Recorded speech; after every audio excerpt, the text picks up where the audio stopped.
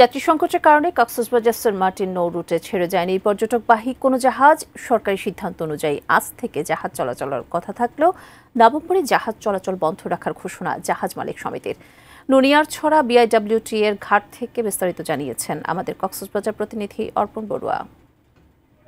সরকারি সিদ্ধান্ত অনুযায়ী কক্সবাজার সেন্ট মার্টিন নৌ রুটে কক্সবাজার শহরের নুনিয়ারছড়া ঘাট থেকে ১ নভেম্বর থেকে পর্যটকবাহী জাহাজ চলাচল শুরুর কথা থাকলেও যাত্রী সংকটের কারণে জাহাজ চলাচল আজকে শুরু হয়নি। যদিও জাহাজ মালিক সমিতি বলছে ১ নভেম্বর থেকে জাহাজ চলাচল শুরু হওয়ার কথা থাকলেও যাত্রী সংকট থাকার কারণে আসলে জাহাজ চলাচল করা সম্ভব হয়নি। যেহেতু নভেম্বরে দিনে গিয়ে দিনে ফেরত আসতে হবে কক্সবাজারে, সেই কারণে আসলে ৫-৬ ঘন্টা জার্নি করে যারা যাবেন, আবার তারা সেখানে ২-৩ ঘন্টা থাকার পর আবারও ৫-৬ ঘন্টা জার্নি করে কক্সবাজারে ফেরত আসবেন।